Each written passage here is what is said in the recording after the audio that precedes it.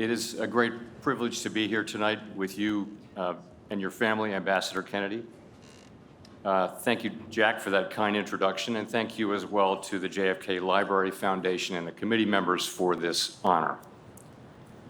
President Kennedy was an inspiring public servant who demonstrated compassion, grace, ingenuity, and courage during trying times.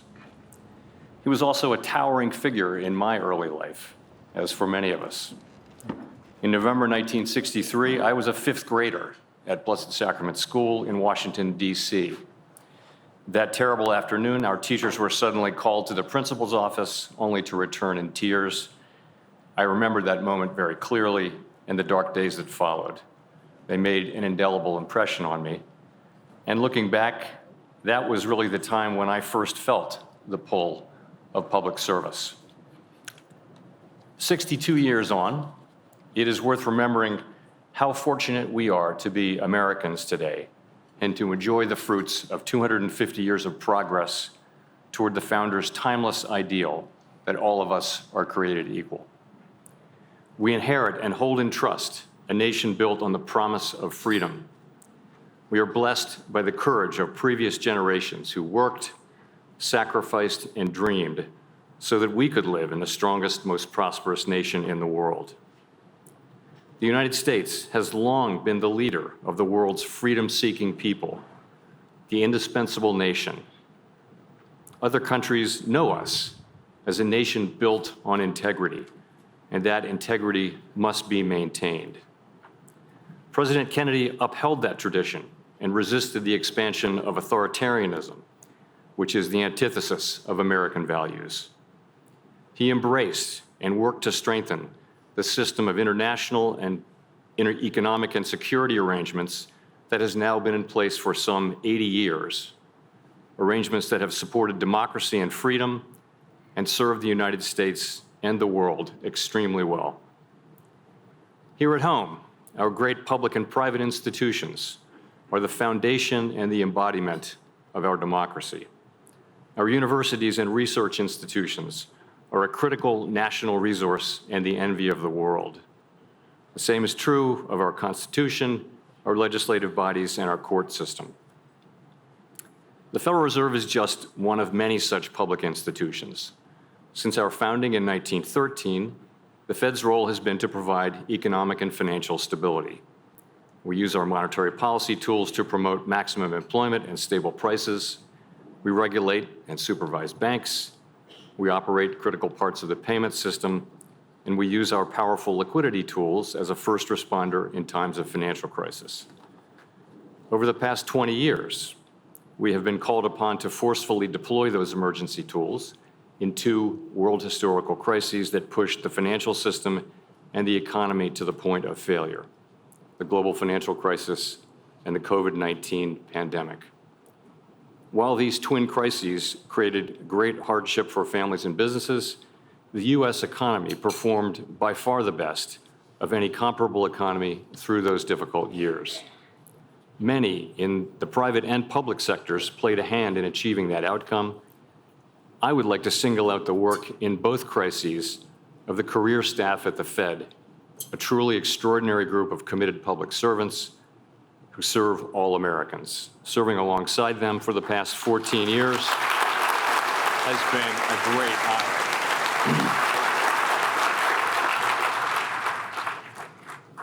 Even in good times, central banks make monetary policy decisions under high uncertainty. Uncertainty about the true state and path of the economy, and about the timing and the scope of the effects of our policies on the economy. At the Fed, we are, of course, human and thus imperfect. When we make mistakes, we acknowledge them and change course. What the public has every right to expect is that we will make our decisions based only on our best economic analysis of what would most benefit the people we serve. We do not take into account the fortunes of any political party or politician in making those decisions.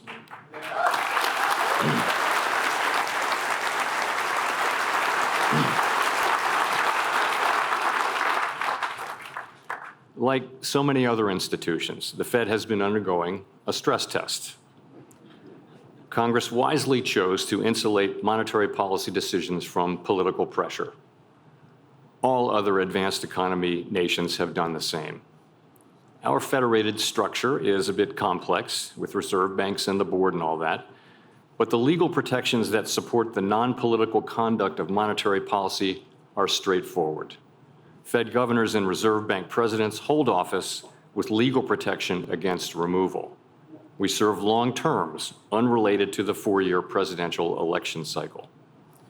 When a new administration takes office, its role is to fill vacancies on the Board of Governors and for chair and vice chair, as and when those vacancies arise, subject in all cases to Senate confirmation.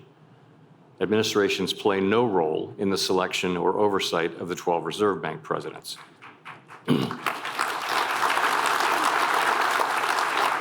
These protections have served the public well, and administrations from both political parties have respected them.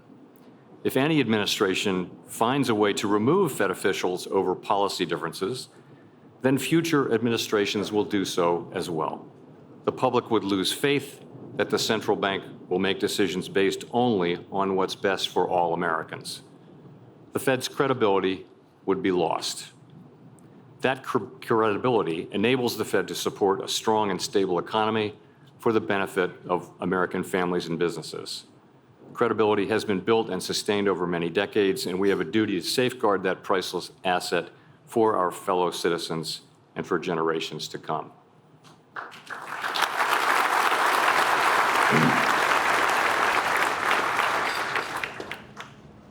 As Americans, we are motivated by the belief that freedom and democracy greatly enhance human fulfillment. The work to preserve and strengthen our own democracy can be noisy, frustrating at times, and embattled. Partisan political differences are normal, indeed essential, in a thriving democracy. But we ought to be united in our commitment to the higher principles that define our nation. Chief among them is respect for the rule of law. As John Adams of Massachusetts wrote,